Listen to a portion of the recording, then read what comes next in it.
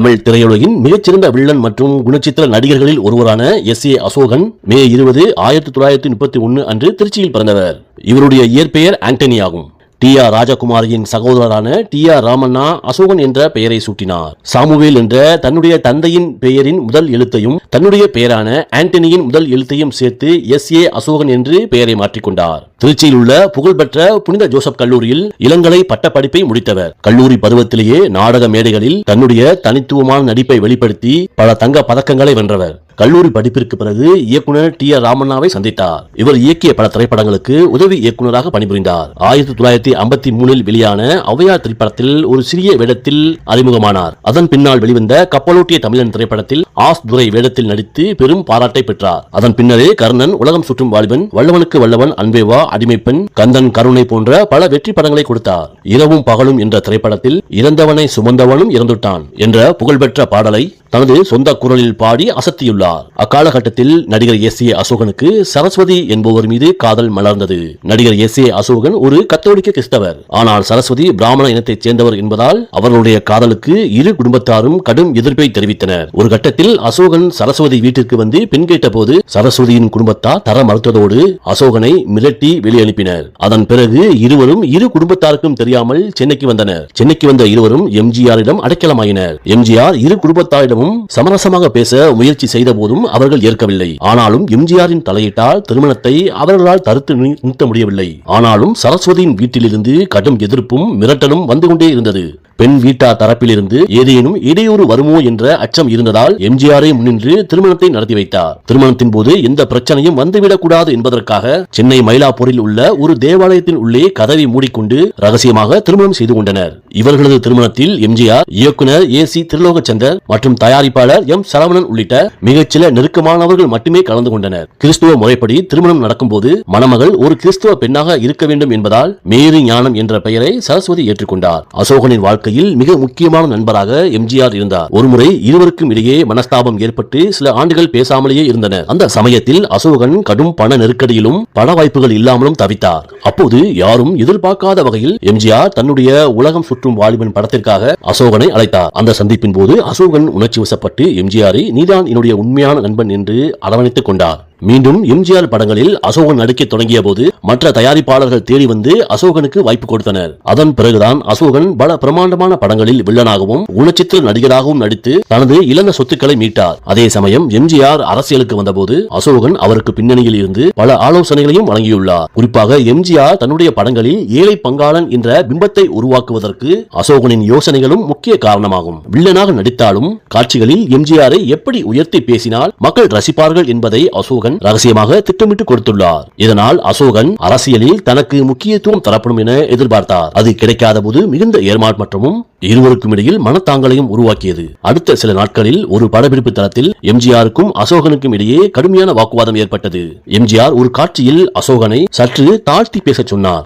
ஆனால் அசோகன் தன்னுடைய தன்மானத்தை விட்டுக் கொடுக்காமல் நடிப்பில் நான் யாருக்கும் குறைந்தவன் இல்லை என்று கூறிவிட்டு அந்த நள்ளிரவிலேயே படப்பிடிப்பை விட்டு வெளியேறினார். இதன் காரணமாக அடுத்தடுத்த பட வாய்ப்புகள் அசோகனுக்கு ரத்து செய்யப்பட்டன. அந்த பரபரப்பான காலகட்டத்தில் அசோகன் தன்னுடைய உரிமம் பெற்ற கை துப்பாக்கியுடன் படப்பிடிப்பு தளத்தை சுற்றி வந்ததாகவும் எதற்கும் துணிந்த மனநிலையில் இருந்ததாகவும் கூறப்படுகிறது. ஆனால் பின்னாளில் எம்ஜிஆரை அசோகனை அழைத்து சமாதானம் செய்து வைத்தார். இது எம்ஜிஆரின் அரசியல் சினிமா ராஜதந்திரம் என்று அந்நாளில் பரபரப்பாக பேசப்பட்டது. மதுரையில் ஒருமுறை அசோகன் ஒரு விழாவில் கலந்து கொள்ள சென்றபோது அசோகனின் வில்லன் நடிப்பால் ஈர்க்கப்பட்ட ஒரு கும்பல், அதாவது அசோகனை நிஜமான வில்லன் என்று நினைத்துக் கொண்டிருந்த ஒரு கூட்டம் அசோகனை சூழ்ந்து கொண்டு தாக்குவதற்கு தயாரானது.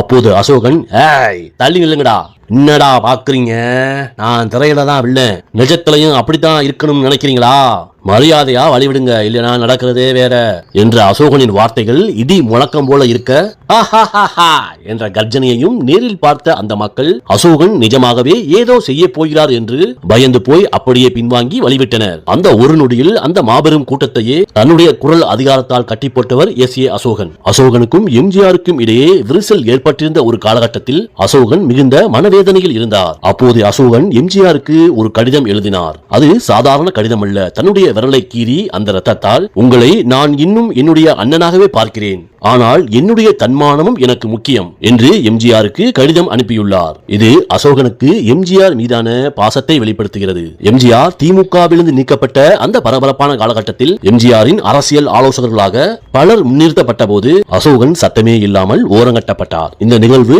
அசோகனுக்கு மிகப்பெரிய மனக்காயத்தை ஏற்படுத்தியது. அசோகன் இயல்பிலேயே மேற்கத்திய கலாச்சாரத்தின் மீது அதிக ஈடுபாடு கொண்டவர். அப்போது அசோகன் கங்கா என்ற திரைப்படத்தில் மேற்கத்திய கலாச்சாரங்களை மிஞ்சும் வகையில் நடித்துக் கொண்டிருந்தார். அந்த படத்தில் அசோகன் கதாநாயகிகளோடு மிக நெருக்கமாக இருப்பது போன்ற சில காட்சிகள் எடுக்கப்பட்டிருந்தது. இதை அறிந்த எம்ஜிஆர் நேரடியாக தலையிடாமல் அந்த படத்தின் தயாரிப்பாளரை அழைத்து, இந்த திரைப்படமும் இதுபோன்ற காட்சிகளும் தமிழ்நாட்டிற்கு தேவைதானா, இது தேவையற்ற சர்ச்சையை தான் உருவாக்கும் என்று தன்னுடைய எதிர்ப்பை தெரிவித்தார். எம்ஜிஆரின் சொல்லுக்கு மறுசொல் கிடையாது என்பதால் அந்த தயாரிப்பாளர் உடனடியாக அசோகனிடம் பேசாமலேயே அந்த காட்சியை நீக்கினார். தன்னுடைய நடிப்பு சுதந்திரத்தில் எம்ஜிஆர் தலையிடுவதை அசோகன் கடுமையாக எதிர்த்ததோடு, நடிப்பை நடிப்பாக பார்க்க தெரியாதவர்கள் என் கலையை எதிர்க்கிறார்கள் என்று அசோகன் தன்னுடைய நண்பர்களிடம் குமுறிய அந்த தருணம் அசோகனின் நெஞ்சம் கோபத்தால் பொங்கியது. இந்த சம்பவத்திற்கு பிறகுதான் அசோகன் தானாகவே முன்வந்து வல்லவன் ஒருவன் திரைப்படத்தை தயாரித்து அதில் தன்னுடைய ஆக்ரோஷத்தையும் நவீனத்தையும் காட்டியிருப்பார்.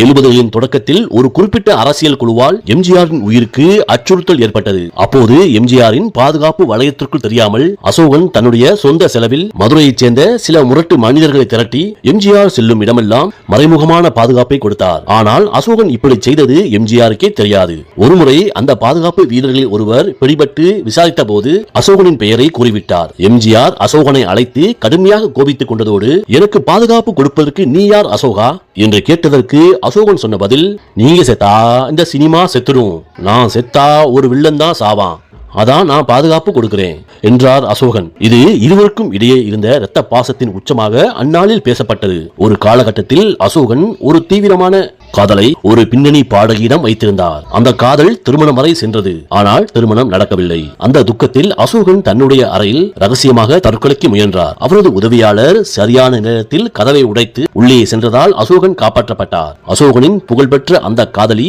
புகழ்பெற்ற பாடகி எல்ஆர் ஈஸ்வரியாகும். அசோகனின் வெண்கல குரலும் எல்ஆர் ஈஸ்வரியின் காந்த குரலும் அவர்களை ஒருவருக்கொருவர் ஈர்க்க செய்தன. பல படப்பிடிப்புகளில் அசோகன் அவருக்காகவே காத்திருப்பார். எல்ஆர் ஈஸ்வரியின் பாடல்களுக்கு அசோகன் ஒரு தீவிர ரசிகராகவே இருந்தார். இருவரும் திருமணம் செய்து கொள்ள முடிவு செய்த போது எல்ஆர் ஈஸ்வரியின் வீட்டில் கடுமையான எதிர்ப்பு கிளம்பியது. அசோகன் ஏற்கனவே திருமணமானவர் என்பது ஒருபுறம் இருந்தாலும் அவருடைய வில்லன் பிம்பம் நிஜ வாழ்க்கையிலும் அவருக்கு ஒரு முரட்டுத்தனமான அடையாளத்தையும் தந்திருந்தது. அசோகன் ஒரு கோபக்காரர், உன்னை சரியாகவும் பார்த்துக் கொள்ள மாட்டார் என்று எல்ஆர் ஈஸ்வரியின் உறவினர்கள் அவரை தடுத்தனர். ஒரு கட்டத்தில் எல்ஆர் ஈஸ்வரி தன்னுடைய குடும்பத்தின் வற்புறுத்தலால் அசோகனை பிரிந்தபோது அசோகன் மிகுந்த மனவேதனைக்கு ஆளானதோடு தற்கொலைக்கு முயற்சி செய்து பின் உதவியாளரால் காப்பாற்றப்பட்டார். எம்ஜிஆருக்கும் அசோகனுக்கும் இருந்த நட்பை போலவே சிவாஜி கணேசனுக்கும் அசோகனுக்கும் இடையே ஆழமான நட்பு இருந்தது. கௌரவம் படப்பிடிப்பின் போது சிவாஜிக்கும் அசோகனுக்கும் இடையே கடுமையான போட்டி இருந்து வந்தது. அப்போது அசோகன் சிவாஜியிடம், அண்ணே, இந்த படத்துல ஒரு காட்சியிலாவது நான் உங்களை விட அதிக கைத்தட்டல் வாங்கினால் எனக்கு ஒரு விலை உயர்ந்த பரிசு தர வேண்டும் என்று சிவாஜியிடம் கூறினார். அந்த கௌரவம் திரைப்படத்தில் அசோகனின் அசாத்திய நடிப்பை பார்த்து வியந்த சிவாஜி சொன்னபடி அசோகனுக்கு ஒரு விலை உயர்ந்த கை கடிகாரத்தை பரிசளித்தார். மற்றும் ஒரு படப்பிடிப்பின் போது சிவாஜி கணேசன் அசோகனை பார்த்து, அசோகா, உன்னுடைய கண்கள் ஏன் எப்போதும் சிவப்பாகவே இருக்கின்றன என்று கேட்க, அதற்கு அசோகன், வில்லன் கதாபாத்திரங்களில் உக்கிரத்தை கொண்டுவர நான் பல மணி நேரம் உறங்காமல் கண்களை வருத்திக் கொள்வேன் என்று அசோகன் கூறியது சிவாஜியை நெகிழச் செய்ததாம். ஒருமுறை சிவாஜியின் முன்னால் அசோகன் கண்ணிமைக்காமல் வசனம் பேசிய போது சிவாஜி உண்மையிலேயே ஒரு நிமிடம் மிரண்டு போய், அசோகா, நீ நிஜமாகவே வில்லன் தாண்டா என்று சிவாஜி கூறியதை தன்னுடைய டைரியின் ஒரு பக்கத்தில் பொக்கிஷமாக எழுதி வைத்துள்ளார். ஆனால் படப்பிடிப்பு முடிந்ததும் அசோகன் ரகசியமாக சிவாஜியின் இல்லத்திற்கு சென்று, சிவாஜி அண்ணே, உங்களை மிஞ்ச நான் நினைக்கவில்லை, அந்த கதாபாத்திரம் என்னை அப்படி செய்ய வைத்தது என்று கேட்டுக்கொண்டாராம். அசோகன் சிவாஜியின் மீது அளவு கடந்த மரியாதை வைத்திருந்தவர். படப்பிடிப்பு இல்லாத சமயத்தில் சிவாஜி கணேசன் அசோகனை தன்னுடைய இல்லத்திற்கு அழைத்து விடிய விடிய பேசிக் கொள்வதை வழக்கமாக கொண்டிருந்தார்கள். அப்போது அசோகன் தன்னுடைய திரையுலக பயணத்தில் தான் இழந்த பெரிய வாய்ப்பை பற்றி பேசியுள்ளார். அது உலகத்தரம் வாய்ந்த படத்தில் நடிக்கும் வாய்ப்பு என்றும் கூறியுள்ளார். அது எம்ஜிஆரின் தலையீடு காரணமாக அது தட்டி போனது என்றும் வருந்தியுள்ளார். அசோகன் அந்த வழியை விவரித்த விதம் நடிப்பின் சக்கரவர்த்தியான சிவாஜியவே கண்ணீர் விட வைத்தது. சிவாஜி அசோகனின் கைகளை பிடித்துக் கொண்டு, நீ நடிப்பில் என்னை தாண்டி போயிருப்பாய் அசோகா, உன்னை முடக்கி விட்டார்களே என்று புலம்பினாராம். சிவாஜி கதாநாயகனாக நடித்த ஒரு பிரம்மாண்டமான படத்தில் அசோகன் ஒரு பிச்சைக்காரன் வேடத்தில் சில நிமிடங்கள் தோன்றுவதாக காட்சி அமைக்கப்பட்டது. அசோகன் அந்த வேடத்திற்காகவே நிஜமாகவே ஒரு வாரத்தில் குளிக்காமல் அழுக்கு துணிகளுடன் டிநகர் பிளாட்பாரத்தில் பிச்சைக்காரனாக அமர்ந்து பிச்சை எடுத்தார். யாரும் அசோகனை அடையாளம் காணவில்லையாம். ஆனால் அந்த 10 நிமிட காட்சியை கண்ட அந்த படத்தின் நாயகன் சிவாஜி, அசோகன் என்னை விட தத்ரூபமாக நடித்து என்னுடைய பிம்பத்தை சேர்த்து விடுவார் என்று அந்த முழு தொகுப்பையும் படத்தில் இருந்தே நீக்க சொல்லிவிட்டார். அந்த ஒரு வார உழைப்பு வீணாகிய போது அசோகன் அந்த ஸ்டுடியோவின் மேக்கப் அறையிலேயே கதறி அழுதார்.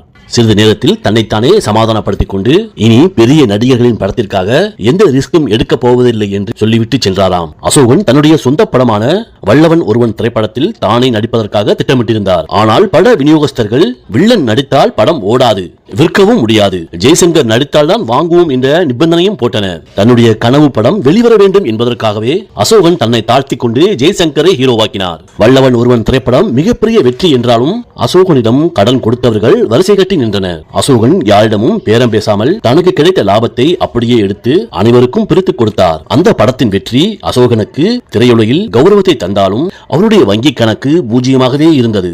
உலகமே கொண்டாடிய வல்லவன் ஒருவன் படத்திற்கு பின்னால் அசோகனின் கண்ணீரும் கடனும் ரகசியமாக ஒளிந்திருந்தன. நிஜ வாழ்க்கையில் வள்ளல் என்று அழைக்கப்பட்ட ஜெய்சங்கர் அசோகன் பொருளாதார நெருக்கடியில் இருந்தபோது தன்னுடைய சம்பள விஷயத்தில் மிகவும் விட்டுக் கொடுத்து நடந்து கொண்டார். அசோகன் அண்ணன் படம் எடுக்கிறார், அவருக்கு சுமைகள் கொடுக்க கூடாது என்று கருதி பல நாட்கள் கால்ஷீட் விஷயத்தில் எந்த கடிபடியும் இல்லாமல் ஒத்துழைப்பு கொடுத்தார். ஒரு கட்டத்தில் ஜெய்சங்கர் தானாக முன்வந்து பண உதவி செய்ய முன்வந்த போது அசோகன் ஜெய்சங்கரிடம், நீ என்னோட தம்பி மாதிரி, உன்கிட்ட நான் சம்பளம் வாங்கலாம், ஆனா ஓசியில பணம் வாங்கவே மாட்டேன் என்று கௌரவம் பார்த்தார் அசோகன். அசோகனின் இந்த அதீத தன்மானம் ஜெய்சங்கரை கைகட்டி பார்க்க வைத்தது.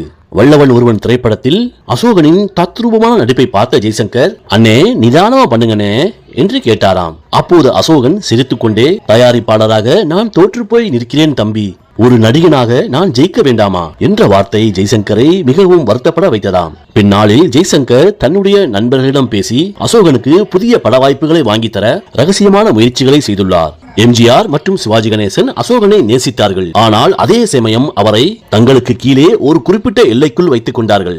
அசோகனின் திறமையை இருவருமே நன்கு அறிந்தவர்கள். அசோகன் ஒரு மிகப்பெரிய ஹீரோவாக உருவெடுக்க கூடாது என்பதற்காக அவருக்கு தொடர்ந்து வில்லன் மற்றும் குணச்சித்திர வேடங்களை எம்ஜிஆர் மற்றும் சிவாஜி கணேசன் தன்னுடைய படங்களில் வாரி வழங்கினார்கள். இதை அவர்கள் உனக்கு தொடர்ந்து வேலை கொடுக்கிறோம் என்று அசோகனிடம் அக்கறையாக காட்டிக் கொண்டார்கள். ஆனால் உண்மையில் அது அசோகனை ஒரு வட்டத்திற்குள் சுருக்கிய ராஜதந்திரமாகும். அசோகனின் சில தனிப்பட்ட சுதந்திரங்கள் மற்றும் அசோகன் எடுக்க நினைத்த அதிரடி முடிவுகளை உன் நன்மைக்காக சொல்கிறேன் என்று கூறி எம்ஜிஆர் தடுத்துள்ளார். இந்த நிகழ்வு பார்ப்பதற்கு அக்கறையாக தெரிந்தாலும் அசோகன் என்ற ஒரு தனித்துவமான கலைஞனின் சிறகுகளை வெட்டும் செயலாகவே இருக்கிறது. சிவாஜி கணேசனும் அசோகனை ஒரு தம்பியாகவே கருதினார். ஆனால் திரையில் அசோகன் தன்னை மிஞ்சிவிடக் கூடாது என்பதில் சிவாஜி மிக கவனமாகவே இருந்தார். தன்னுடன் இணைந்து நடித்த பல காட்சிகளில் அசோகனின் நடிப்பு மிக தீவிரமாக இருக்கும் போது, அசோகா உன்னுடைய நடிப்பு கொஞ்சம் ஓவரா இருக்கு, குறைச்சுக்கோ என்று சொல்லி அசோகனை மழுங்கடித்த சம்பவங்களும் உண்டு. இது அக்கறையான அறிவுரை போல தெரிந்தாலும் அசோகனின் அசுர வேகத்திற்கு முட்டுக்கட்டையாகவே இருந்தது. எம்ஜிஆரும் சிவாஜியும் அசோகனுக்கு பட வாய்ப்புகளை தாராளமாக செய்தார்கள். ஆனால் அவர்களது உதவி அவரை வளர விடவில்லை. நீ எங்களோடு இரு, எங்களுக்காகவே நடி, நாங்கள் உன்னை பார்த்துக் கொள்கிறோம் என்ற அந்த போக்கு அசோகனை முன்னேற விடாமல் முடக்கியது. இதை உணர்ந்திருந்த அசோகன் தன்னுடைய டைரியில் இப்படி குறிப்பிட்டிருக்கிறார்: எம்ஜிஆரும் சிவாஜியும் என்னை தழுவிக்கொண்டே கழுத்தை நெருக்கிறார்கள். இருவரும் தன்னை ஒரு முன்னணி நாயகனாக வரவிடாமல் தடுத்த மிகப்பெரிய அன்பான முட்டுக்கட்டை என்றும் கூறியுள்ளார். முன்னணி நடிகர்கள் பல லட்சங்களில் சம்பாதித்த போது அசோகன் தன்னுடைய அன்றாட செலவுகளுக்காக சிறிய வேடங்களில் நடிக்க வேண்டியிருந்தது. அசோகனை வறுமை தீண்டிய போது யாரிடமும் கையேந்தாமல் தன்னை ஒரு அறைக்குள் சுருக்கிக் கொண்டார். மன அழுத்தமும் திரையுலகம் தன்னை சரியாக பயன்படுத்திக் கொள்ளவில்லை என்ற ஆதங்கமும் அசோகனை மது பழக்கத்திற்கு அடிமையாக்கியது. இதன் விளைவாக அவரது கல்லீரல் மற்றும் இதயம் பலவீனமானது. நவம்பர் 11, 1982 அன்று அசோகன் வழக்கத்தை விட மிகவும் அமைதியாக இருந்தார். திடீரென கடுமையான மாரடைப்பு ஏற்பட்டது. மருத்துவமனைக்கு கொண்டு செல்லும் வழியிலேயே மாபெரும் கலைஞன் அசோகனின் மூச்சு நின்றது. அசோகன் மறைந்த செய்தி கேட்டு திரையுலகமே அதிர்ச்சியில் மூழ்கியது. ஏனென்றால் அசோகன் போன்ற ஒரு பலசாலி 52வது வயதிலேயே மறைவார் என்று யாரும் எதிர்பார்க்கவில்லை. எம்ஜிஆர் மற்றும் சிவாஜி கணேசன் ஆகிய இருவருமே நேரில் வந்து அஞ்சலி செலுத்தினர். அப்போது அங்கிருந்தவர்கள் பேசிக் கொண்டது, அசோகன் இறக்கும் போது அவருடைய முகத்தில் ஒருவிதமான அமைதி இருந்தது. ஒரு வழியாக போராட்டங்கள் முடிந்து விட்டன என்ற நிம்மதி அவருடைய முகத்தில் தெரிந்தது. வாழும் வரை போராடு என்பதே அசோகனின் வாழ்க்கை நமக்கு கற்றுத்தரும் பாடமாகும். நன்றி, வணக்கம்.